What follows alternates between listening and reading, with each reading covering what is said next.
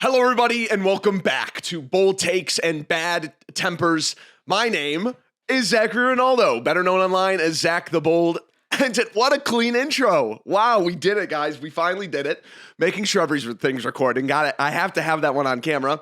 Welcome back. This is my podcast where I talk about, dude, am I corporate or what? Oh my gosh. Today, this is the podcast where I talk to you about, I'm losing it. Damn it. Dude, I just lost the sponsors. What a joke. All right. Welcome back. Today we have a show, loads of news in the D&D community.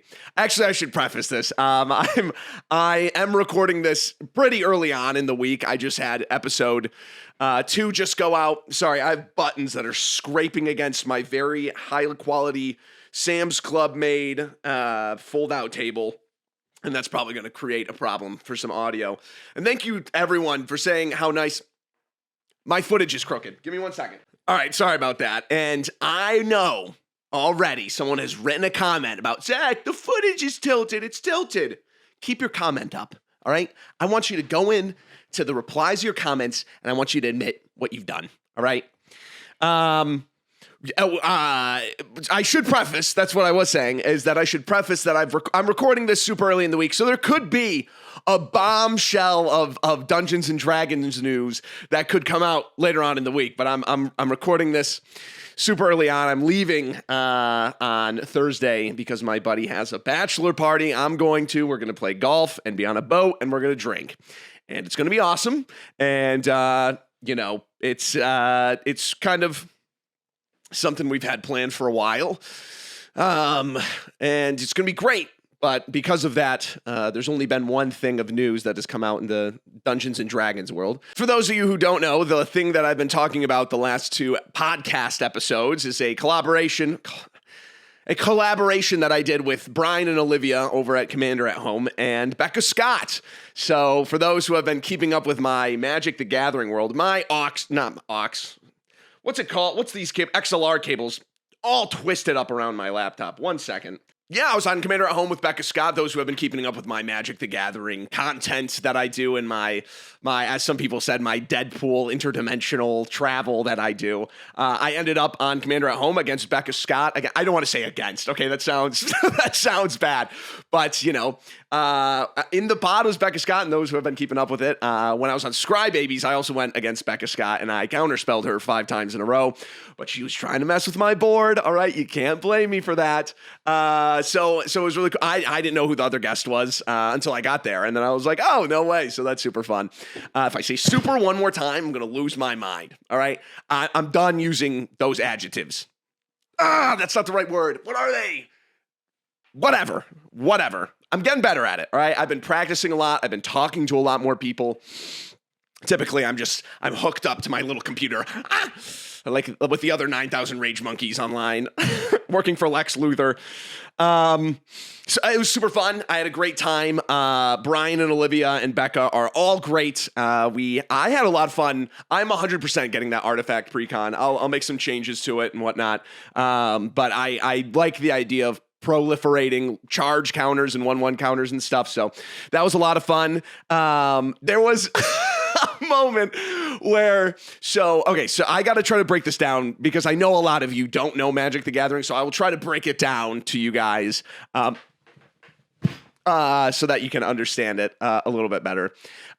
Essentially, Becca had debatably a card that should be on what is called the Game Changers list, and now I got to describe what the Game Changers list is. So instead of having a ban list, they do have a ban list. Dude, okay, so a card that changes the game. It's called a Game Changer. There's a set list of cards that are called Game Changers, and your power of your deck, depending on how many Game Changers you have, and a multitude of other variables. But in one of the precons, there is a card named Kovold, and it is debatably should be on that list that it changes the game. And I had this card that essentially destroyed other non-land cards, non-land permanents. And I was just kind of holding that, in this kind of good and the bad, the ugly standoff of just being like, don't be a threat on the board because I'll destroy it.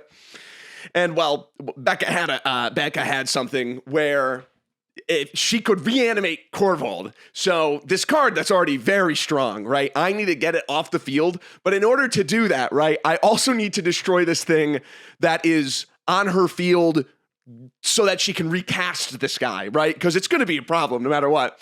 So I'm in my head, I'm just like, oh, I just seem like the worst. I'm gonna have to really just target, but that's threat assessment. Don't be mad at me. Be mad at, the professor from Tolarian Academy, all right?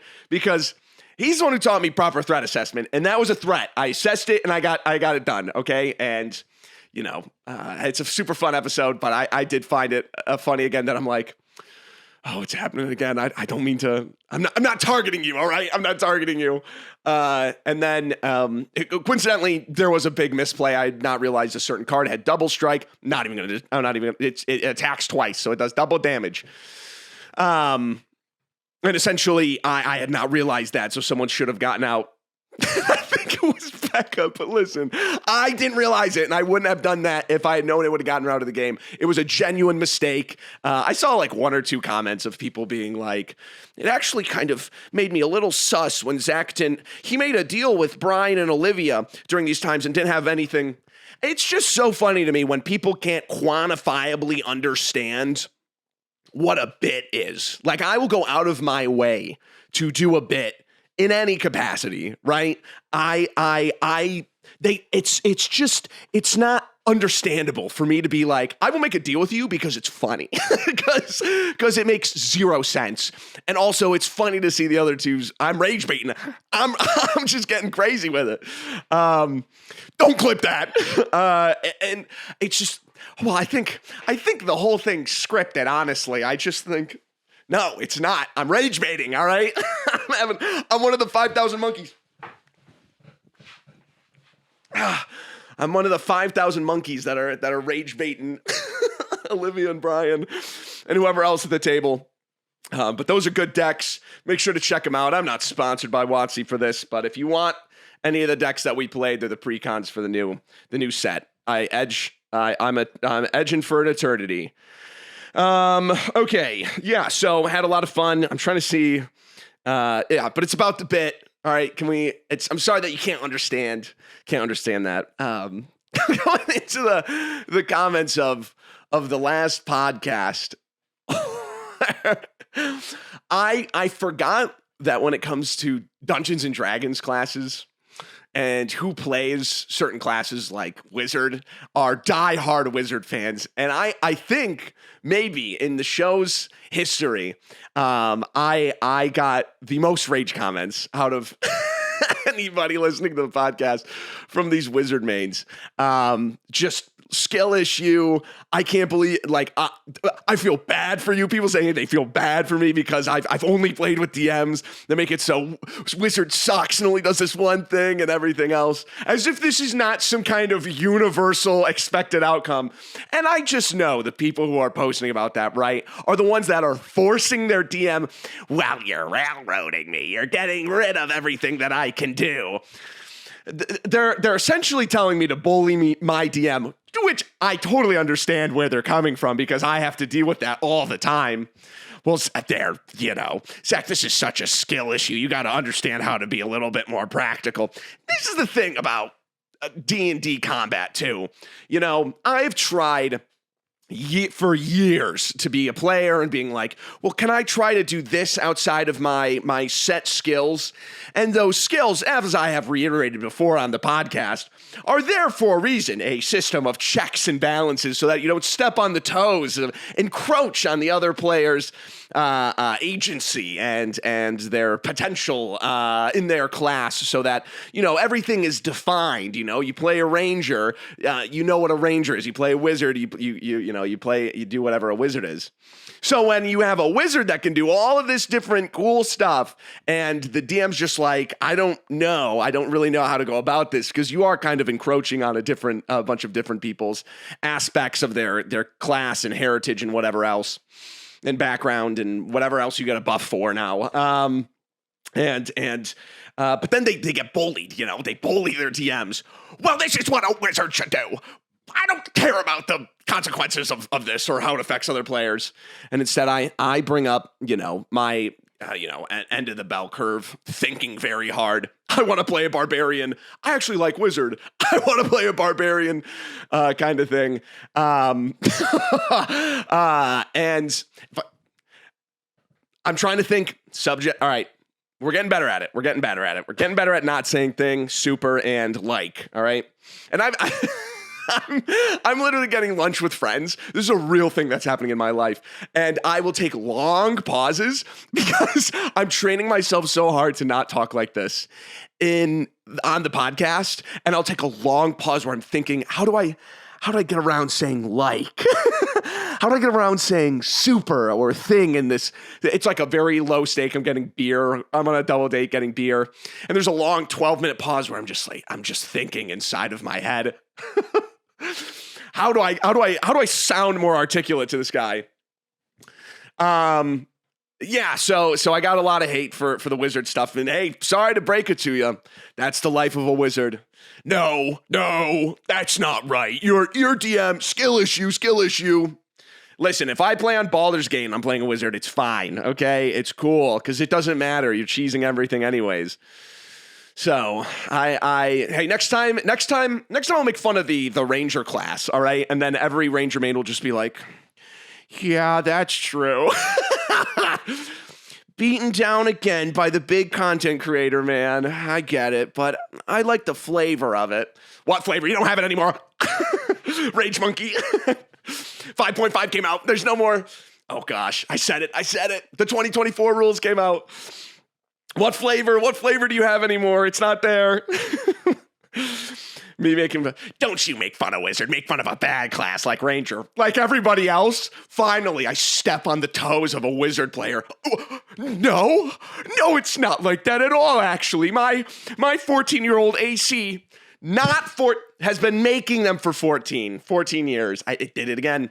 And they're just on me about it. How dare you? This is BoldTakes. And you know what? It's actually a lukewarm take. Wizard isn't as fun as you think. Me, intellectual, brain throbbing. Yeah. What are we talking about? But I thought that was hilarious. I read those comments and I think it's so funny. Because I truly realized I match with the walls. That's why I got this shirt in the first place. I match with the walls. Truly some of my favorite comments. Thank you for that. For everyone who said I had a skill issue playing Wizard. Which, I don't want to say stuff like that affected me. It affects me different because like saying skill issue in D&D is so funny to me. Especially as like a player standpoint. After playing like a hyper competitive game like Magic the Gathering, and I play standard, all right. I don't just play commander. But yeah, we're getting into that and everything. And so to hear skill issue, I'm from a D&D game. Yeah, did I do a skill issue in your cooperative game? Oh, did I? I saw a couple other comments about the broad, how do I word this? The broad argument, the homogeny argument of D&D lore should be broad because it's made for anybody. It's made for whatever you want to put into it. And I hate that argument. And the reason I hate it is because if people are going to play anything in Faerun, it's going to be homebrewed to death anyways. And guess what they add? Cool factions and cool. This isn't Forge in Halo 3, right? This isn't the sandbox of like there should be defined elements that if you want to play into the world of the lore, there should be something cool about it, right? And look it up. What in 5th edition lore-wise, what is something cool that has happened? That didn't suck. Well, Spelljammer or Planescape or whatever. And it's a rehashed, reiterated, some lore that happened 40 years ago, and nothing has been added to it. Well, Zach, we got to keep it homogenized. For what reason? We have to keep it open. For what? Why should we? Everyone's changing the lore anyways. Well, exactly. You put yourself into a corner saying that with your argument. Everyone's changing it anyways, so we got to keep it broad. No, because then there's nothing there. There's nothing there anyways. I'm playing in the world. Oh yeah? How are you playing in the world of Faerun? Well, Volo's in it. Okay. Anything else? No, not really. You know, I don't understand this argument that we should have no cool lore because D&D is a sandbox. I think there should be cool lore. I think there should be motivation to make lore inside of the world of Faerun or Greyhawk or whatever. Now, let me be clear. Okay, let me be very clear. I'm not. Am I clear yet, folks? Am I clear yet? There is no research I've done in the world of I haven't read the books. I'm not on the wiki. And you know why? Because I don't care. But you know what wiki I am on. You know what books I do read? Warhammer 40K. Listen, because it's cool. And you can do anything in that world anyways. You could make up anything that you would want to. And it's more of like, you know, a fan fiction or something, right? But there's something there. I would rather make a world in Warhammer than I would in, but I think of like Age of Sigmar, right? And again, I am not I don't know anything about the Age of Sigmar lore or whatever, but I've been playing Total War Warhammer 3 as we've established on the pod many times, and the factions are unique. Sure, they're a little bit of a copy from Warhammer 40K, and relax before the comments. I don't know. Maybe Age of Sigmar came first. I don't know. I do not know. I do not care. But there's more to do in that world, right? There's more starting points. And there is with Eberron, too, in some capacity, because there's actual cool, interesting lore. But what has happened? What has happened since 5th edition? And then it's going to be, you know, all the things. We see the effects of, you know, Mystra being defeated and listen, again, I don't even know if this is true. And the crown that the person made to cast 10-level spells. See, this is all the stuff that I don't get. But I could talk to you about, you know, lore of the Horus Heresy or something. And they're like, yeah, we'll tell something. Horus did a funny. Horus did something a little heretical, and it changed things just a little bit. But, you know, people care, and I do speak for everyone. You know, I do speak for the majority of people and what they think, and that's objective. So I find it weak. I find it to be a weak argument to say that D&D lore needs to be needs to be watered down milk and very, you know, open and sandboxed and not defined and have no cool elements, because honestly, there's 1,000 examples of being able to do the same thing and you know, being able to still make something super cool out of it. So I don't like that argument. I think it's stupid. I hear it all the time. And I understand where they're coming from at Wizards and being like, and listen, if I say something like that, I'm not glazing Wizards. I'm not on their side. I'm sorry. I speak out of just being like, well, I understand where Wizards is coming from sometimes, right? Whether that be, you know, having weak lore in their Dungeons and Dragons game, or, you know, why they don't sell physical and digital copies together. Well, there's a bundle. No, I want to buy the physical book, and it should come with a free digital copy online. I understand where they're coming from. They want to make a lot of money, but that doesn't mean that I agree with them. Okay, I just understand where they're coming from. So, I don't like that argument. I think it's stupid. I think it's weak. And I think that's a big reason why things aren't changing in D&D, because, you know, we don't want to step on the toes of, hey, level 20 wizard, 40-10. Here's the news. Here's the news in the D&D world. Again, this is early on in the week. There can be something happening later on. I doubt it. Don't clip that in case there is.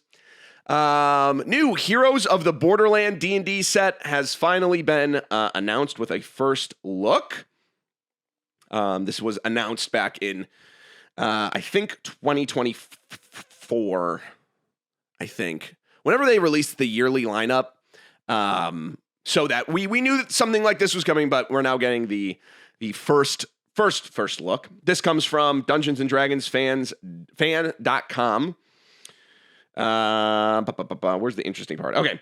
The new Heroes of the Borderlands D&D starter includes the following: a quick start guide, 1 play guide, and 3 adventure booklets for dungeon masters. I don't know what exactly that means. Like a play guide, wilderness. Oh, it seems like 3 different adventures. That's kind of cool. Wilderness, Caves of Chaos, and Keep on the Borderlands. 4 D&D classes for players to choose from: Cleric, Rogue, Wizard, and Fighter. 200 game cards for background, species, spells, equipment, magic item, monsters, NPCs, and more. I saw some people on Reddit when I was looking into this that like, wow, Daggerheart has cards. And so now, well, their last, where is it? The Essentials kit had cards and stuff. The cards have been around, and that's probably been around for like a million different TTRPGs. 18 maps for the Caves of Chaos Valley, the Keep on the Borderlands, and the Wilderness. That's way more maps than the Essentials kit have. I never bought the starter set. But I don't think it had anything like this.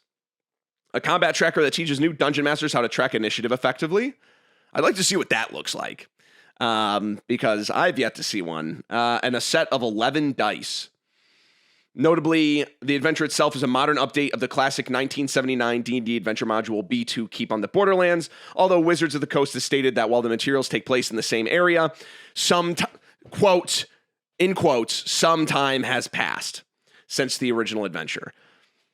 Because they don't know they don't care. They don't care what's happened in between the 2 times, right? Or it's some time has passed and whatever. Because yeah, someone is holding out to see the sequel of the 1979 AD&D module, Keep on the Borderlands. And who knows? Maybe they are. But I just like that some time has passed. There's no other descriptors. There's no hooks. There's nothing cool about it. And it's just such a Dungeons and Dragons adventure, a description for a Dungeons and Dragons adventure. It's this thing from the 70s that you might remember. And that's how we'll bring in a new audience, this thing from the 70s, late 70s. And it has a new fresh coat of paint and some time has passed because that's broad enough that we can just do whatever we want with it. Because we don't need consistency. Let's see if there's literally anything else interesting about this. How to make a D&D character. Yeah, you can always go online and see the rest of the rules at Wizards, whatever. The D&D starter will retail for $49.99 USD, which is comparable in price to the 2022 D&D starter set, which had an MSRP of $45.95. On D&D Beyond, you can also purchase the Ultimate Bundle for $54.99 USD, which contains both the physical and digital version of the product, including 19 quick play maps and a set of new Keep on the Borderlands digital dice. And it'll come with a new Gold Dragon mini to use on Sigil. That's a joke. The digital-only version is also available on D&D Beyond for $14.99 USD. Was it worth it? Was the $5 worth it? It's only $5. It's only $5, yet it's worth the $5 to get the bundle for the physical and digital versions. Why not just sell it? Why not? Oh, even just for this, right? Just make it so that if you buy the D&D starter set, you can get it for free on D&D Beyond so that you can teach people coming into this game how to use D&D Beyond. But no, instead they get it. There's probably going to be a little slip for fun. You can buy this online. You use D&D Beyond instead of just being like, here is a D&D Beyond code to get your starter set. And it'll give you these classes from this. No, it will not do that. Who knows when they will. But it is now everything, the whole franchise now, thank God, is under the same roof. It is under the same person. What other tie-in products will be available? What? I'm scrounging the bottom of the barrel for news. What else is going to be available for the starter set, right? What other? Well, I'm sure there's going to be Whiz Kids minis. They're going to look like the Baldur's Gate 3 minis. I can't stand people. For those who don't know, you should look up right now what those minis look like. These are what they look like. Here, they're on screen. I didn't want to say it because I didn't want to edit it in because I just like listening to and whatever. Sorry to my editor, me who edits this. These are what they look like. I thought it was reprehensible, and it's not anything new to Whiz Kids. There are some nice Whiz Kids minis. I have one. I have a mini right here from the Critical Role Whiz Kids set. Super cool. glaze. But it's well painted. I think this was like $55 or something like that. So they're not all bad. The Baldur's Gate ones were like, that was so bad. How do you justify that in any sense? Seriously. And then there's people online who are like, for $7 a mini, or whatever the math goes out to, for $7 a painted mini, for those who paint minis, this is actually really good. This is a corporate entity that works hand in hand with Dungeons and Dragons and Wizards of the Coast, who are mass producing things. If you see some of these anime figures they come out with, these cheap anime knockoff figures that they come up with, it's possible. Let's be honest. It's totally possible to make good quality painted minis for retail $50 for those qualities. How did that? Where's the quality assurance? QO. And it's just, how is anyone supposed to be like, yeah, Whiz Kids. Yeah, I can't wait to get the Whiz Kids attachment for this. And they apologized. I think they offered refunds. That's a great question. Baldur's Gate 3 Characters Box Set Update. As a company, Whiz Kids seeks to create products that enhance and add to the enjoyment of gameplay. We want our customers to build long-lasting, fond memories around game nights with friends and family using our products. Unfortunately, we missed the mark on this goal. On this goal, D&D Icons of the Realms Baldur's Gate 3 Characters Box Set. If you purchase a set through our online stores, we'll be offering a full refund. Those who are unsatisfied with the set, to begin requests, please contact them. We are aware of recent reports and complaints, and we are taking them seriously. Our team is currently investigating these issues. Yeah, because it didn't pass through 40 people. Oh, my God. 40 people's a low number. Taking actions to make this right for those who purchase who are negatively affected and ensure these issues do not recur in future products and reprints. And then you can bring it to your local retailer for point of purchase for a full refund. Should you need to discuss this further or have additional questions, please contact our customer service team. They will assist you with specific needs. Please accept our sincerest apologies for the frustration and disappointments with these quality issues caused our customers. We too feel the same, as the final product did not meet our expectations or that of our Wizards of the Coast partner. Our teams are working hard to find the best solutions to resolve this for all involved and to work with you, our customers, to fix this. We appreciate your patience. I want to see like what the original picture for these minis looked like from them selling them. I actually have it here. So maybe, and I'm looking at them, and if, I'm just looking at these. Oh my God, they're terrible. But I am looking at the mod that they had on the website. And they don't look as bad, about what you expect. And then you look at, what people received, and it's just terrible. So maybe it was a QA thing. Maybe it was a distributor or a manufacturer or whatever else. But there's just no way. I mean, how did they hit store shelves? Honestly, it's just egregious in that way. So hopefully, going forward, we won't see something like that again.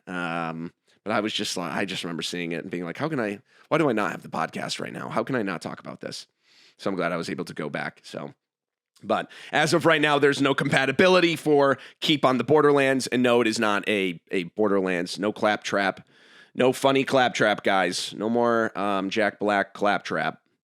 Yeah, I'm leaving early this week, so we'll see what comes together. I'm still working hard on the long form video, like episode 2 of The Office parody is what I call them, of the old AD&D reviews with our favorite characters, Landon, Corey, and Tate, and our DM. And I'm caught up right now because the module that I picked is so different than Forest Oracle, where the book is like 80% description instead of, how do I say this? 80% description of like the lore of understanding why things are like they are. And for I almost said spoilers because you could find out what it is, and I don't want to spoil it just yet. But for such a short module, there is way too much exposition and understanding. It's not like cool lore. It's not cool lore, Well, Zach, if you wanted them to have more lore, now you're complaining about the amount of lore. well, it's not cool and it's not awesome. It's actually very boring to read, and it's confusing. So there's a lot of fun stuff in there, but I'm like page 6 inside of this module, and I have around 11 pages of script, and I'm like, oh, this is going to be a tough video because there's a lot to get into, and I feel like I'm staying too much, but there's so much to explain. So I'm going to get that out later this month, and if anything else happens. I'm hoping I can also start looking into old, obscure Dungeons and Dragons games and see what those are like. And talk about and dip my toes in the video game world. For those OG podcast listeners, know that I want to get more into the video game world. So yeah. Here's the segment of the week where I talk about one random thing in my life that I've been experiencing. We've been talking about Total War Warhammer and doing a lot of catching up and stuff. So now this is the official segment. And my girlfriend never finished Game of Thrones, so we've been going back to watch Game of Thrones, starting at season 6. Oh man, I had so much hope in my heart for that series. The first time I watched season 6. Now, my reading comprehension's not so great. My watching comprehension. So I'm just watching. I go, ooh, cool dragon. Look at these armies. The Unsullied are so cool. And I was not a part of any online discourse. I think I'd gotten into Game of Thrones around the 6th season as well. So I'd watched all of Game of Thrones up to them and just binged. No comprehension, just cool thing. And then I got up to season 6 and everything. And even through season 7, the diehard Game of Thrones fans know that the show pretty much started falling off around after season 4. But for me, and to this day, to be fair, I like it up to almost season 7. But now that I rewatch it, knowing a lot more in my mind, I see the cracks in the foundation, and some stuff is really corny, and it's such a shame. I mean, I feel almost like talking about like a national tragedy when I talk about Game of Thrones and how bad the bag was fumbled. And I won't get into much spoilers or any spoilers really. And it's just, honestly, watching it, it's like watching a slow train wreck. And you can't do anything about it. And the worst part is what's going to happen. And we're going to get into season 8 soon. And it's just, plenty of people, I'm sure, watched Game of Thrones and eventually led themselves into Dungeons and Dragons, or it inspired a lot of people to be dungeon masters and run a political, high political game with some fantasy elements and things. And it's just such a shame what they did to that show. And it's just a grim reminder every time that I watch it that it's just so bad. It just gets so bad. And man, we were talking last week about how I've been watching, playing Arena and Total War Warhammer, and how it's just been really dragging me down. And then I watch an episode of Game of Thrones, and it's so cool. And then one thing will happen to it, and I go, oh my gosh, there's nothing sacred anymore. But and it relates a lot to D&D in my opinion, because it follows like a normal campaign. The DM gets a little lazy towards the end, wants to finish it. They're thinking about, their cool space story they want to tell. So they get out of, let's just finish this campaign up. We'll get into the next one. And it's fine. It'll wrap up and it'll be whatever. And it's just like loose end, bad ending, doesn't make sense. So yeah, it's a lot like a D&D campaign in that way. So if there's something you should learn from Game of Thrones that isn't, how to run a high political fantasy game, high political, low fantasy game, is that, don't get too tired yet of what's happening in your game before it comes around. So it's a grim reminder to watch Game of Thrones. Oh, another comment I wanted to talk about from the last video was talking about the backstory subject. The backstory subject of, the balance between what a backstory should look like. And I had some OSR people infiltrate my comments and talk to me about how they yes, Zach, yes, you're coming around. Take your anger and your rage. And I go, I'm a cool, calm, collected guy, right? I am a man who has objective opinions and can tell you in an articulate and calm way why those are correct, using pillars to come around to a full conclusion like any philosopher could. Anyways, these dumb idiot OSR people come into my comments and they're like, Zach, yeah, oh my gosh, it's so true. But that wasn't the camera, that was the monitor. And I had one comment specifically talk to me about, you can have the highest stakes that you possibly could want in D&D, but it comes down to the argument of a father. If the world is burning, a father's only going to care about his daughter. A father's only going to care about his family, something like that. And I think in real life, that's really cool. When I'm running my cool game, all right, I want you to care about the world. I think backstory things are cool, but there is then a threshold that we hit in the story where we might resolve your backstory, and then we get into the main story. I feel like that's just how normal story plot structure works, right? When I talk about a lot of this stuff, right? If we're in the middle, if we're at the beginning of the campaign, I can understand if you have a little bit more connection to your backstory than you do my main story. Now, if you tell me at the beginning of the game that you don't care about my main story and instead you prefer your backstory, then we might have a problem, right? The thing is when we get to a certain precipice in a level 20 campaign and you tell me you care more about your backstory, that is resolved, by the way, that you don't care about my main story. That might be a little bit of a problem just from it's D&D, Write a book, Zach. If you want it, write a book. I again, with these elements that D&D is a collection of nearly every art medium. It's like film, right? Film is a collection of nearly every art medium. And then we don't take examples, right? It's cool when a cinematographer will look at some kind of watercolor artist and look at composition and framing and everything like that and bring it into the world of film. But all of a sudden, D&D is seen as this single element that you have to learn how to play D&D better, instead of looking at the elements of literature, the elements of storytelling, the elements of painting minis and 3D printing and whatever else. And we don't look at and we try to see it as this own element, because it's if you want your own story, write a book. That's not what I'm saying. I'm saying we need to look at what has been happening for hundreds of years before Dungeons and Dragons and story structure and how things work out. And I'm saying, it doesn't exactly make great sense for when my players tell me that they don't care about my main story. But there is something beautiful to be said about, a snake that is creating fissures between hell and earth, and someone will only care about their family.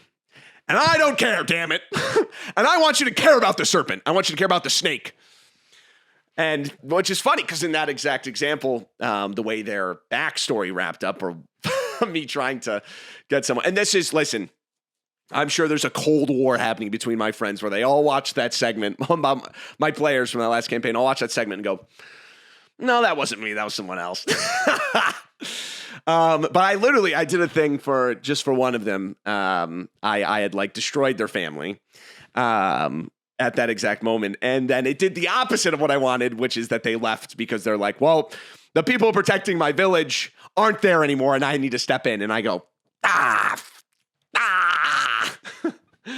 I think you're doing the opposite thing of what I tried. So again, it's a learning experience. I will see how it goes later on. Instead, I'll be a comical villain with a mustache and a top hat, and I'll be plump and look like the Penguin, and I'll go, Batman, I stole your backstory and put it at the end of my campaign, because then you'll care until the very end. My 9,000 rage monkeys will be stealing your family. That's what I'll do. Oh, duh! I have to write my D&D campaign like a villain from the 1960s Batman show, or 70s, or whatever. Or 80s. I don't care, all right? Time is evolving and spreading through my fingers. It's sifting through my fingers like sand. That's, I got it I need to make my campaign like Commando, or Taken, or... That's it. Oh, I gotta... instead of having stakes in the main story, oh, I got it. That's how, okay.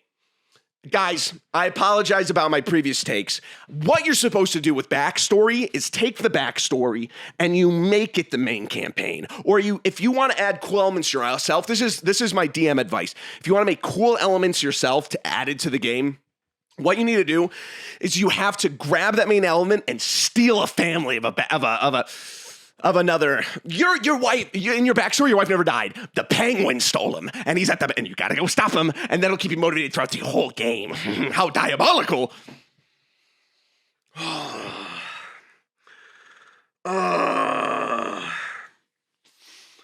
I forgot. That's what we're supposed to do. Right. Then my players will care.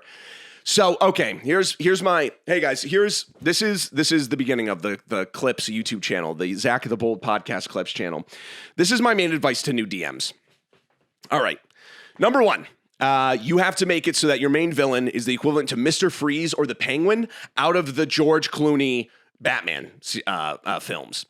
Once you have that done, right, you need to only think about how D&D works storytelling-wise in the world and framework of Dungeons & Dragons, okay?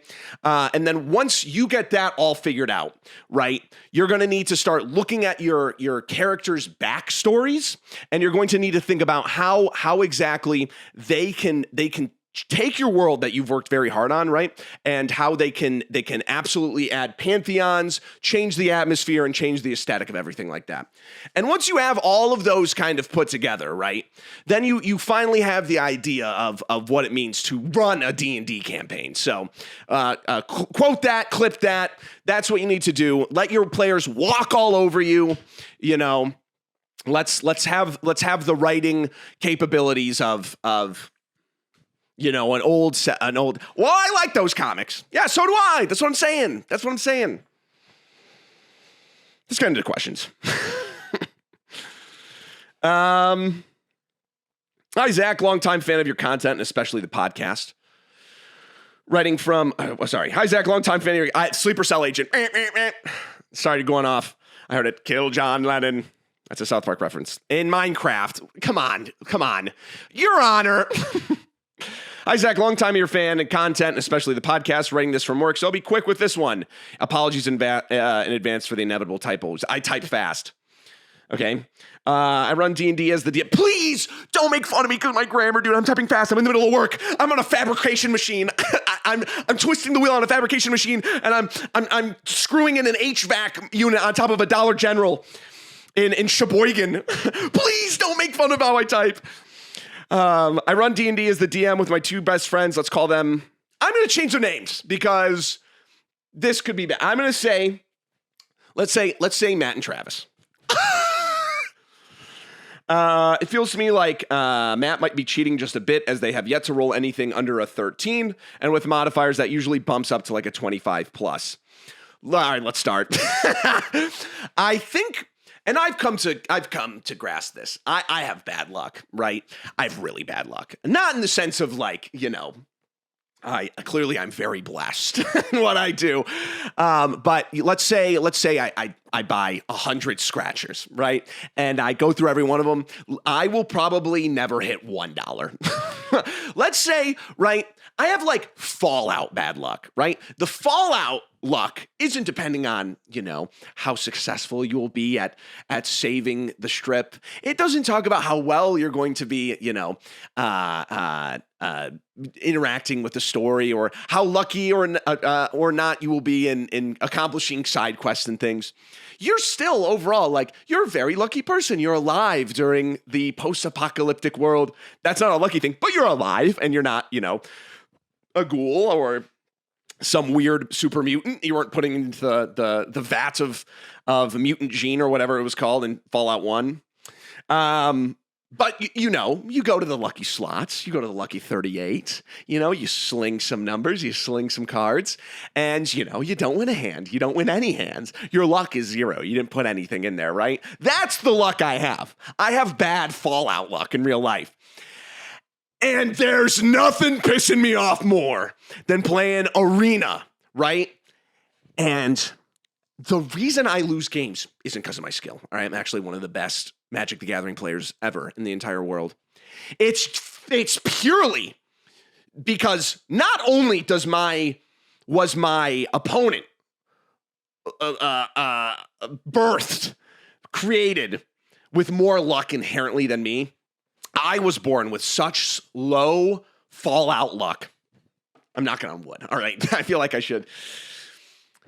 That you will 100% of the time, you will draw better than me. And that's why I lose games. I play card draw decks because I'm drawing land. And it's a tale as old as time. It's as old as that tale that, if you suck your thumb too long, the guy with the scissors will come and cut you off. That's an old wives' tale. It's a tale as old as time.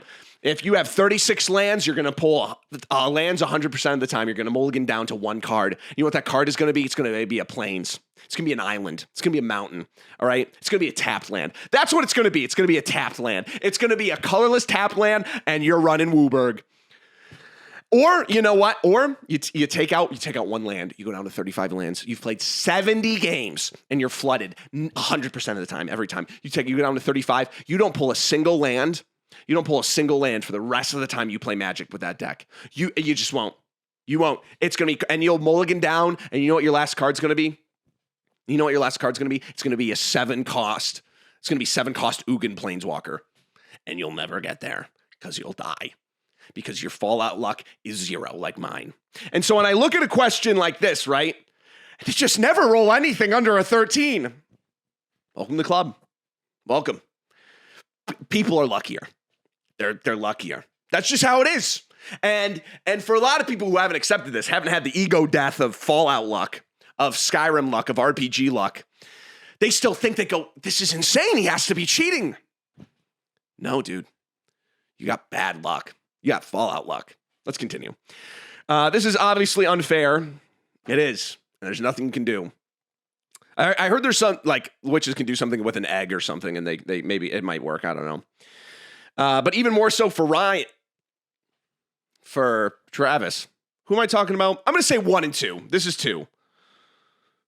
I'm just messing this up for Travis because if I'm not going back, I'm not. You're in this with me because if I, as the DM, want to have fun, I tend to throw a bit more punishment towards the person. Dead air. Towards the person that isn't cheating, I tend to throw a bit more punishment towards this person who is A, but B is cheating more. That B is cheating more. If you write in a question, never give me fake names ever again. Never give me fake names ever again, because this is what happens. I tend to throw a bit more punishment towards player B, who's not cheating. Why? I don't know. To even things out and make sure I get to have fun. Oh, so you throw more punishment towards the person not cheating because you want to have fun because you think the other person's cheating. Insane. Okay, let's see okay. As you said before, they're quoting me. What did I say before? If the DM isn't having fun, it's kind of a dull game for everyone involved. Luckily, I'm a sadistic asshole, and I'm gonna hurt my friend more who's not cheating for whatever reason, who's playing honest. I'm gonna throw him more challenges. I just want a few simple pointers on how to deal with this situation because I'm almost positive. I gotta censor that now. Because this person who's cheating will react to either the cold shoulder or just drop out of the game entirely, and the table wants neither of those. Thank you so much. Absolutely adore the podcast. And if I got the email wrong, my sincerest apologies to whoever got this. LMAO. Well, you sent it to the right guy. We got to talk about this table composition, if I'm understanding this table correctly. I believe in my heart of hearts that if you're playing with 8 players, which sucks. Having a big table like that is hard. It's hard. It doesn't suck. It's hard, especially if you're new. A lot of people. I think running a game with 2 players is worse. And here's why. We got to think about this like having kids, right? And we were talking a lot about people who are not in. We talked about this in episode 11. I'm so good. I even remember what episodes I talked about this stuff in. Where there's people no kids, What is that friggin' called, dude?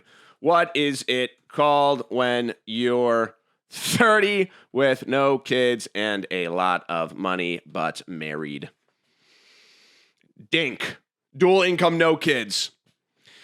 So I'm just giving advice. For all the people who are in DINK out there who don't have kids, if you have 2 kids, right? It's bad because they're always going to if you have 1 kid, it's bad just because, you need a brother or a sister to beat each other up, and you learn a lot from that. If you have 2 kids, the problem is that they always blame one another for something. So 3 kids is where you start to get to the sweet spot, right? Because they can blame 2 others that something is going on. And this is the exact problem you're having at this table right now. You have 2 players at your table, and from what this email says, I'm assuming you only have 2 players at your table. So of course they're going to blame each other for everything else. If they cheat, I don't know why you're punishing the one that's not cheating, but they'll point at each other and be like, no, it's him. No, it's him. No, it's him. You need many people to hate. When I talk crap about all my people in tangent, when I was in soccer as a kid, I was playing ASO soccer. I was, I think 14, 15, and I said crap and I got a yellow card. And I'll never forget that smug face that ref had. That smug face he had as he put up his little yellow card. I should have hockey fought him right there as a 14-year-old, and he was adult, which I think is legal. Don't quote me on that. This is not an advice podcast. I wanted to grab the back of his shirt and pull it over his head. He's this dumb little whistle in his mouth, and I'm going, ugh, ugh. And you know what? I get red carded. I get thrown into juvie or whatever, which is not optimal, right? Suboptimal play. And I just will never forget his stupid. And my coach, his blood pressure's through the roof. I can see veins going to his pupils. I'm looking through his eyes like Harry Dresden, seeing his entire life. And he goes, "What's the yellow card for?" A natty ice is sticking out of his cooler with the oranges and other snacks the parents brought. He's got a thing of long cut grizzly in his back pocket sticking out. "Ref, what's that for?" And he looks over cocky. He said crap. And the guy, the flag waver, the guy on the sideline with the flag is like, "Ref, what's wrong with that?" And he goes, "Don't talk to me that way." And then he morphed and tramped into a werewolf, and I shoved a stake of silver into his heart. I was at a vintage store literally 2 days ago. I saw a steak, a real life like vampire steak, full of bullets. And I go, what do these people know that I don't? Honestly. It was probably for some person like that, ref. What was I talking about? Listen, you need 3 players minimum. If your choice is between 19 players at your table or 2, take the 19. Have it so there's 2 DMs on a long table, like Nosferatu's table, where it's just like a long gothic table, and have 2 sides and 2 DMs, 19 players. It's the 2v8 mode in Dead by Daylight. Do you guys remember that scene in Signs when you hear about the mom and there's a moment like her neurons are just firing off and it's her last moments alive and she's just saying whatever? I'm in that mode constantly. I'm thinking about everything under the sun. Next question. The question I wanted to ask. Okay. All right. Trigger warning. Trigger warning. This question, we're bringing it into the podcast. It's an AI question. We're going to talk about AI, ladies and gentlemen. So let's get into it. The question I wanted to ask you today relates to a thread. Because you imagine that's my bold take. Zach, listen to bold takes like AI and D&D. Oh, I get mad thinking about it, dude. The question I want to ask you today relates to a thread that I came across discussing players using AI to either fully or partially generate their PC's backstory. As an example, one of the methods I read most frequently being used was players writing a bullet point list of characteristics they wanted the character to have, generating 10 to 20 different results, and then Frankensteining the best parts together to create the final backstory they would stick with. I found the list exampled and most other uses. I find the listed examples and most other uses to be rather disappointing. Truth be heard. I know not everyone likes making a backstory, and some people, new players especially, feel unconfident in their abilities, but in such a hobby defined by our ability to come together and tell a story, it feels so wrong to outsource your largest contribution to that collaborative story to a bot. So my question is to you, where do you see AI fitting into the TTRPG space, if at all? A genuine, real-life, new, original question. Let's talk about AI, and let's talk about D&D. I recently was at a wedding within the last few months where I was talking to someone and they knew who I was. So if you're watching the podcast, hello. And I didn't say anything to the time, but we can talk about it. But they were like, I am a blue dude. This is like such a red herring. I don't know. I wasn't in debate. All right. But I always bring it up all the time. Genuine blue, like literal farmer, like drives the tractor, puts up those cool sprinklers. Dude, those things are freaking rad. They're big, dude. Anything like cool architecture, super cool. And you know, but he was like telling me he works like 80 hours a week. You guys all have hands, brother. And was like, I run a game for D&D, but I have AI run all of it. And there was a sickly little feeling in me. This sickly little feeling. Because as a player, I don't want my DM to just be making everything from ChatGPT, right? Because in all honesty, you could, you know, there's people who are like, play D&D by yourself with AI. What in the Black Mirror dark episode? Like, oh, Zach, I play D&D all the time. I talk to ChatGPT and I do it. And I've talked about this before where I don't think, you know, online role play D&D being on but having a consistent game all the time where you can just pop in and play D&D and then like it's more of like a role play server but under the pretext of D&D and whatever. I don't find that merited as real D&D in a sense, but that's because I'm very much of the mindset that you should be in person or online with a video camera on, playing D&D to get the real true experience of D&D and the sharing a story around a campfire. And because of that, you get to experience and talk about yourself. And though D&D is not therapy, let me be very clear about that. And, you know, a lot of people see it as that, and it can be very uncomfortable for some players who don't want to live in the world where, you know, D&D is your therapy. So, but you are bringing together thousands of insight, not thousands, but like, you know, I guess thousands of experiences collected between real people talking to each other. And I think, you know, the quintillion experiences that ChatGPT brings together is inauthentic. And it is, you know, not what this game is made to be about. Well, it's easier. It's not supposed to be easy. This is our hobby. It's a game. We're supposed to be having fun with it, right? People are so concentrated about how to play D&D optimally, a cooperative game about telling a story, that they're willing to forget their own experiences and the story they want to tell in order to, you know, make what sounds the best, the story that is told the best, that they need some kind of mega generative software using artificial intelligence to tell that story from them. And inherently, again, I don't think it's D&D. It's not Dungeons and Dragons. Dungeons and Dragons is made to, and especially in this day and age, and I, you know, for my older podcast listeners, and I know a lot of the people who do listen to this podcast are between the ages of like, I think 21 and 35. And that's not inherently old. That makes me think of The Sopranos when, you know, just a boy, he died at 68, just a kid. But vulnerability, the ability to be vulnerable, and I can't speak for what this was in a pre-digital era, even though I was born, you know, in a pre-digital, I'm not a digital native, as they say. But in this world where, you know, cringe and, you know, trying too hard and everything, vulnerability, in a sense, is so hard to get across to a lot of people because they've been their whole life, this is cringe. This is, you know, they've had a public audience their whole life and trying to get numbers and trying to be, you know, the number one and trying to have everyone like them and everything. And they can't do that if they're being vulnerable in a medium that is made literally to be subversive in the sense of bringing people together and showing that vulnerability, even if it's, you know, behind the facade of being, I'm talking really good, behind the facade of people being, a different character, a different person, like a masquerade ball in the best sense, right? You think about masquerade balls and people would, have their proclivities and they would, be different people, but this is doing that in the best sense, right?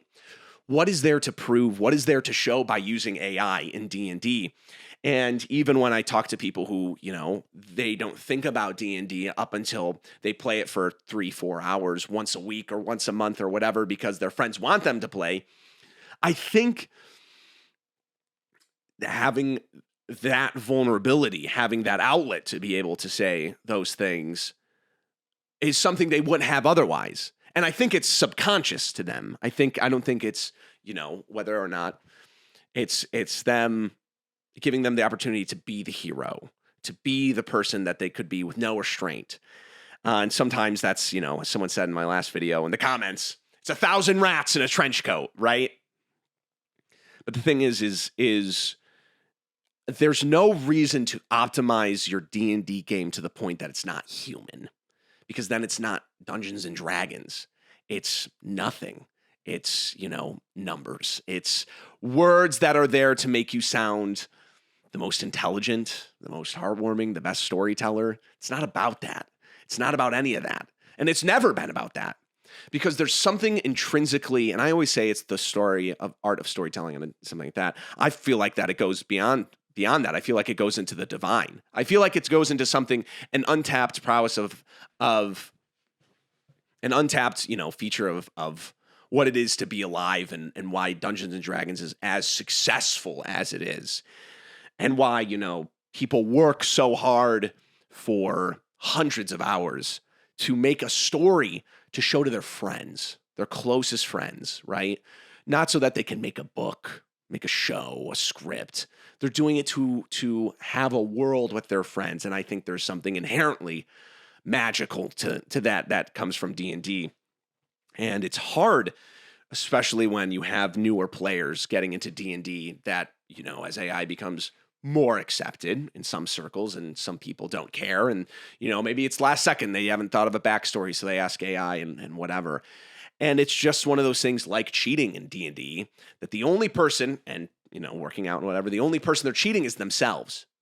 But the thing about that motto in weight loss, in, anything that studying, not studying and cheating, using AI and stuff like that, is there's a quantifiable measure that you can show someone to be like, this is what you're missing out on. If you're cheating in working out, you're not going to see the results. You're not going to see the body that you want. If you're cheating in school, you're not going to see the results. You're going to take the tests and you're going to fail them. But only a Dungeons and Dragons player who hasn't used AI and works hard or just gives some of their own experience into their backstory knows why using AI for a backstory, for a world, a character, is cheating yourself. But it's hard to express that to someone, right? And truly, as a new player, a new DM, I think that it's there to say you shouldn't cheat yourself out of using your full creative potential. And if we look at early studies of using AI, it's not like, oh, it's expanding my worldview. It's, it's a cheap shortcut to show your friends that, how trade routes work better, that exactly what cool thing the bad guy's going to say. It's not about that. And as much as I rant and rave and whatever, you're cheating yourself out of the experience of being human with another human, with no bars involved, right? Through the masquerade facade of putting yourself in a situation that is life or death and showing, you always had your mother's eyes, Potter. You always see someone right before they go, their true self, who they are. And it's hard to tell someone that who uses AI. And if another AI company reaches out to me to ask for a partnership, I'm going to lose my mind. I don't want to be promoting your stupid service. That's a tangent. That's beside the point. So where do I see it fitting in the space? Listen, I think this goes beyond me. And of course it does, and D&D and whatever, and what our world is changing into, and how the iPhone changed the world, and how, what's next, and unregulated AI, which nobody wants, but the military or the government seems to want to, and that hopefully D&D stands as a pinnacle of something that you can hopefully let loose and not try so hard and use AI to show that you're human, right? I hope it stands as a pinnacle for that. And, I don't see a place in it. I think that maybe if you want to be cut off from it, D&D is a great place to be. But, try to find the will and the sense to be able to tell your friends, hey, this is, you're cheating yourself out of a really cool experience, and for you to see your backstory flourish that you made as opposed to some generative AI, I would recommend that you do that. So that's where I see it fitting in. I don't see it as a place, and I would hope I can see that new players would definitely be in it, and it's going to be a hard battle. It's going to be a battle we fight from now until the foreseeable future as DMs or as storytellers, So I would encourage as a session zero to, make the thing you want to make as opposed to making the thing to make you seem cool. So that's my thoughts on it. And I think as more questions come in and experiences come in, maybe I'll have more to say. But that's just kind of a general overview of something that I've been battling with in the sense of seeing how it changes and has stupid companies reach out to me asking to promote their stupid AI D&D app or whatever website garbage is a real thing. And my job is a creative job, and it seems like AI is the first thing to take those jobs. So, and I don't want to say that because, trucking and trucking and what is it called? What is that called? But trucking, software engineering. I used to work, so a little about myself. I used to work as an intern for a very large film production studio. Quite large. Netflix shows, movies, some of like the biggest movies coming out of like young adult movies in the 2010s. And I worked as what was called I might have to pause for this. I'm sorry. I'm trying to think. I really have to think of the name. A creative development intern. And so what I did with that was I would read books and scripts and whatever, and I would summarize them, and I'd send them to the higher-ups and be like, this is what I like, and this is what I don't like about it. And it was my first step into the world of film, and it was like how a lot of people who don't want to take the agency route but still want to stay like corporate in film, they do that because they don't want to work 60 hours at an agency making pennies on the dollar. Not a glamorous job. The entertainment world is not glamorous right now, especially if you want to be an agent, if you want to be anything, if you want to be corporate, all of it. It's not glamorous. That job doesn't exist. The internship doesn't exist anymore. I'm sure it does in some capacity because there's some pushback in keeping jobs, but it's disheartening. It is so much has changed in such a short time. And the coolest experience that I had, which was being a creative development intern at a very large production company, does not exist. So that's it has affected me in my life in many ways, and TTRPGs is a big way. I couldn't find it, but I will lose a lot of respect for a lot of these companies that do accept AI into their writing, into their art, especially in the TTRPG space. And I understand a lot of small companies use that as concept art, and then they get real artists. And I don't want to speak on that. I'm not an artist. I don't know what that looks like. I don't know if that's respectful. I don't know if it's not. So I won't speak. But it is not something. TTRPGs should be on the forefront, on the front lines of the war against, keeping art with real artists and real people and making your own thing, because it's not an English paper. You're not getting a grade. You shouldn't be trying to impress your friends this much. Those are my thoughts on it. That's what I think. So I calmed down too much. I had an intellectual speak. So now I got to talk about something stupid. I'm semi-new to D&D, and my first campaign at the moment in a Curse of Strahd campaign. My party is full of Arcana characters. Cleric, Necro Wizard, and Battlesmith Artificer. We defeated a creature and Valaki that put a curse on the people of the town who were exposed to it, or apparently those who failed a con save. I say this because the wizard failed to save and was affected by the curse, but the Artificer and Cleric are unaffected. The effects were mechanically straightforward: level 2 exhaustion and a con save for a long short rest recovery for HP and spell slots. Basically, permanent level 2 exhaustion. Luckily, the wizard plays as an elf, so they can long rest in a shorter time span, but the constant exhaustion quickly turned the game sour for the player after the Cleric said, "Oh, I'll just use remove curse." And the DM said he banned that spell from his table because it made curses redundant or something like that. Essentially, the DM thought the spell breaks the game, especially for a Curse of Strahd campaign. Emphasis on curse. It made sense at the time, but the wizard was clearly unhappy. Moving along the campaign, the wizard kept failing the ability checks, and combat was a general pain for him. I think the DM might have been planning on the curse to linger for him for a few more sessions, but felt bad, and we dedicated a full session on just removing the curse through the dice rolls and medicine, history, arcana checks. It made the session feel like filler, despite us already having a plan that we wanted to do for the session. Long story short, do you think that's a good or bad idea to force a curse on a player like this? P.S. Thank you for bringing back the pod. Two aspects of this. Number one, once again, another great example of the wizard paradox. The most versatile class getting every spell banned because it's a skill issue for the DM that we're not supposed to have any curses because the wizard can fix it. The wizard can fix it. He's the most versatile class.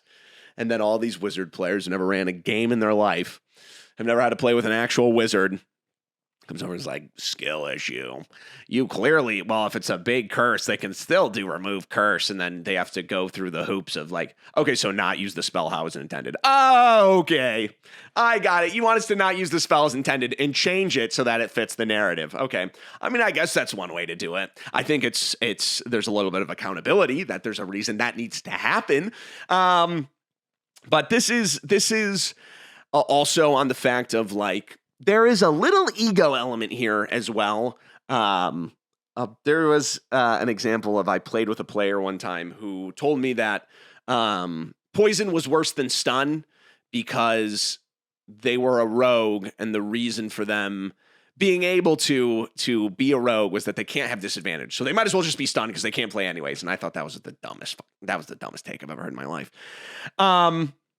But I think it's a little bit more of like, I can't do anything in combat. Listen, the only thing I hate when it comes to combat is stun, because I literally cannot play the game, right? I'm an aggro player in Magic the Gathering, and I'm playing against Orzhov control, Azorius control. See how I'm blending the lines of, this show's made for everyone. But the thing is just it's really just a problem of you're still playing the game. You still have some disadvantages. I don't know how long did a few sessions.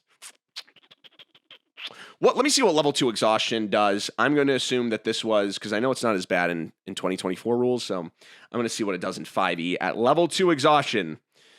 Maybe because exhaustion's a big debuff. It really is. So let's see. And sometimes the dice aren't in your favor.